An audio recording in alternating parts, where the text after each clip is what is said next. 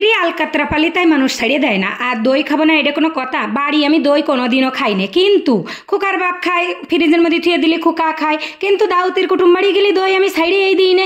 আসসালামু আলাইকুম রহমতুল্লাহ। টুক করে চলে যাচ্ছি নুনদাই বাড়ি দাউদ খাতি বহু বছর পর, মানে বিয়ে হয়েছে 15 বছর, তা সে বহু বছর করলে ওই কয় বছর তোমরা ধরে নিয়ে বসে থাও বুঝছাও। এই কয় বছর পরে আজকে হঠাৎ করে আমার নুনদাই মাকে দাউদ করেছে। সেই দাউদ পাই একদম সাজুগুজু করে চলে যাচ্ছি নুনদাই বাড়ি দাউদ খাতি। খুকার বাপ খুকার আমি একটা রিক্সা ভাড়া করে নিয়ে পো করে চলে আসলাম ননদের বাড়ি। সেই ননদের বাড়ি যাচ্ছি, একদম খালি হাতে গেলে তো হবে না, আর আগের থেকে কইলাম দই নিয়ে যাব। তা কার কোয়ানে ডায়াবেটিক্স আছে কওয়া যায় না, আবার ওরা দই কিনে ফেলাইছে কিনা তাও বা কিরা জানে। ওই জন্য আমরা একটু আনকমন নিলাম, মিষ্টি নিলাম, ওই মিষ্টি বাদ দিয়ে ফল ফাকড় নিলাম, আম নিলাম আর আনারস নিলাম।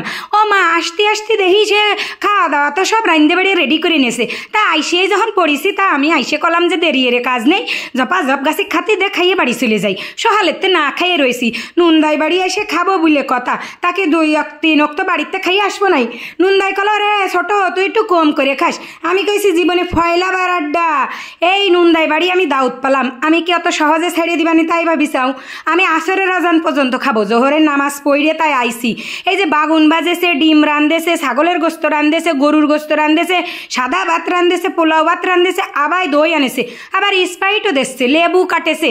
এত কিছু কি কম করে খাওয়া যাবে? তোমরা একটু কৌদি দেখি। আর এই ফয়লাবার দাউদ করেছে, এই দাউদকে আমি কোনোভাবেই মিস করবো? জন্মের খাওয়া খাবো না? আমি যদি 3 দিন বাড়ি না খাইয়েও থাকি, তাও তা আজকে একদম যাহাই খাবো। একদম যাহাই পেটে যতক্ষণ জায়গা থাকবে সেতক্ষণ বসে খাবো। আবার হাবাইতের মতো খাইয়ে তোমরা আবার বদদুয়া দিয়ে না যে হাবাইতের মতো খাইয়ে তুই এবার মরিস না যেন। ওই যে আমার নুনদাই, ওই নুনদাই কিন্তু আমার গণ কষছে যে ছোট তুই কিন্তু কমে রেখা।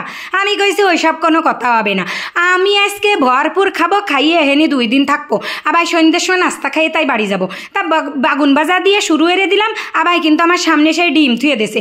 আমি সেই একটু ভিডিও করতেছি, ওই জন্য ডিম আমি নিতে পারতেছি না। ওগের কষছি একটু তুলে দে বাবা, কুটুম বাড়ি আইসি, আমার পাতে একটু দে। কাছে কেন তুই নিয়ে খাতে পারতেছি না? আমি কাছে নিয়ে খালি তো সর্বনাশ হয়ে যাবে না, একটা ডিমের জায়গায় 2টো ডিম আমার পাতে লাভ মেরে পড়বে না, তখন তো আবার বিপদ হয়ে যাবে না। তুই তার চাইতে তুই তুলে দে, গোস্ত বেগুন দই যা আনিসির সব তুলে দে, আমি একটু শান্তি মতো খাই, তাহলে তোগেরও সেভ হবে না, আমি একটু খাইয়ে শান্তি পাবানি। না হলে ডিম গোস্ত লাফাই যদি আমার পাতে পড়ে, আমি কি তা থুয়ে আসতে পারবানি? আমি তো সব খাইয়ে ফেলবানি, তোকে লস যাবেন না।